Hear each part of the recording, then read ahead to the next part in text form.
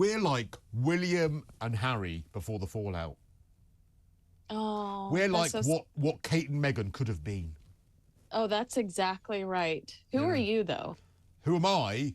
Oh, Yeah. I'm Meghan. I'll be Meghan. Okay. I'll All be right. Meghan Okay. I'm because okay with this then. literally my answer phone is like, I'll do it, leave the fee after the tone. And that's essentially what her answer phone is now as well. Literally, any work, I'll take it. Morning, noon, or night. Anything, as long as there's a good fee involved, I'll take it. And on that, I absolutely admire it. Do you know what I watched on telly the other night? Well, I didn't watch it, but it was on. And it really made me think of you. Have you seen the movie? It's, I think, a late 90s movie with John Goodman called King Ralph. I haven't, but I will happily do that. I like John Goodman. Yeah, well, it's a movie about how he is some distant American relative of the British royal family, and the British royal family are all wiped out in some. He's like a hillbilly, and the British royal family are all wiped out in some sort of hideous accident. So therefore, he is the person to whom the throne ascends. He ascends to the throne, Well, and wait. There. Go ahead. Keep talking because I have something on that. Go. okay, Keep because talking. I just thought that reminded me of what could happen if, heaven forbid, something terrible happens to the royal family here in the UK. It could be King Harry and Oh, Queen there. Meghan. Don't. That's horrible. I didn't know we were going that dark. But there, we did just find out that I don't know if you watch Better Call Sal. Better Call Saul is a spinoff of Breaking Bad. Yeah. Um, but Bob Odenkirk, who Yes. is in Better Call Saul, just Sol. found It's out Sol, that I he's think. related to the British royal family on a PBS show about your roots here. And so he's like bad mouthing them a little bit. And he's like, I don't really believe in the monarchy. I don't, as an American. And then the guy's like, well, actually, they're your relatives. And then all of a sudden he changes his tune and he's like, oh, well, no, now I'm kind of into it. Oh, you would. You so would. If I found out, well, I firmly believe, as you know, that I am a cousin of Prince Philip. I'm sure of that now. I'm absolutely sure. We'll explain why I'm sure of that in a moment. But if I found out that I was related to the royal family, I would talk about absolutely nothing else. And I would be that relative that turns up at every single event, whether I'm invited or not. Or as I like to say, Fergie. Oh, man.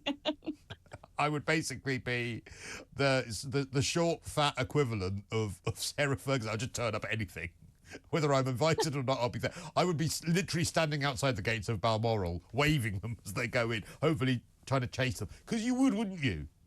Yeah, trying to sell like knives to anybody that approached you or blenders like she does on QVC or in the States. No, Yeah. I get it. I totally, I respect the hustle. Because And if they rejected me, I'd then have a 6-part Netflix documentary. Done. oh yeah, that would be very watchable. Yeah. I'd have to come up with a racism angle, which would be quite difficult. I'd have to think of something. Homophobia. I'll just say they're all being homophobic towards me. I'll just pick anything, Yeah, I think that's probably your best route when it comes to it. But yeah, so how is it? What is it? What reminded you of the John Goodman movie because of the Harry and Meghan angle? Yeah, because of the Harry and Meghan angle and how much it triggers you whenever I say, gosh, Ooh. what if something terrible happened and Harry and Meghan had to ascend to the throne? And I always know, I don't know why, but whenever something comes up that makes me think of that, it makes me smile because I know how much that completely triggers you. I mean, what do you think? Just humour me. What do you think that the monarchy would look like if they were ever king and queen? What do I think it would look like? I Yeah. mean, just read the new Ingrid Seward passages in her new book about how much the Queen loathed their wedding, loathed Harry and Meghan's wedding, and how she was just irritated by just how they just refuse to play by the rules. There's so many interesting tidbits in Ingrid's new book about how, you know, she was never the same. The Queen never felt the same towards Prince Harry after she saw his behavior before and during the wedding. And then, you know, like they did not like the preacher that they chose, the preacher that admitted he didn't know Harry and Meghan and said he felt the presence of his slave ancestors in the church. And the Queen thinking that his sermon was too long. You Well, know, I just didn't his think sermon go on for about 25 minutes? it was a bit. It was a bit. Your microwave dinner was gone a long time ago, for sure. But I think that it would, you know, I don't know. It's interesting because if Harry and Meghan ever did become king and queen, you'd see all of these anti-monarchists throw up their pom-poms and be absolutely thrilled and all of a sudden be pro-monarchy. You know, it's and at the end of the day, you're like, you've spent such a significant amount of time trying to bring it down, yet you would be willing to step up, wouldn't you? Isn't that odd? And I think that they would, I mean, they'd sell the whole thing for the highest bidder, wouldn't they? I mean, they You mean like a coronation sponsored by Dior? Dior, Tesco Club Card, babes. That's what it would be. It's like if you watch the monarchy, you get 5,000 extra points on your club card. That's how they would sponsor it. And of course, the late Queen also thought apparently that the Duchess of Sussex wedding dress, because she was a divorcee, was too white. Yeah, so again, this is Ingrid Seward's new book, and she said, in the monarch's view, it was not appropriate for a divorcee getting remarried in church to look quite so flamboyantly virginal. And flamboyantly virginal. There are a lot of lines in this book that I actually have like audibly laughed out loud at. I really enjoy the way Ingrid writes. You know, But yet another aspect of the British monarchy that's too white.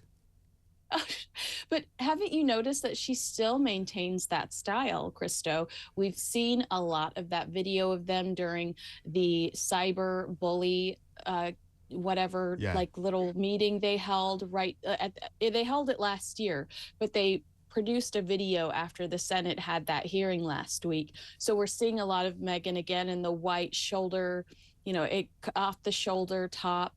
Meghan wore that white, beautiful suit to Invictus Games one year. So I mean, aside from wearing like caramel colors and browns, she does wear the virginal white look a lot, like excessively. And it's, I mean, I I'm note surprised she this. hasn't accused her outfit of racism. Well, you know, I note this because she complained that she was not allowed to wear colors when she was a member of the royal family. Yet, as an independent person, no longer a member of this, no longer a senior member of the royal family, however, you better call her the Duchess of Sussex, she wears a lot of brown and white. Woe betide anyone doesn't call her the Duchess of Sussex and reminds her of those connections to that incredibly racist and awful institution that she wants no part of, unless, of course, there's money in it.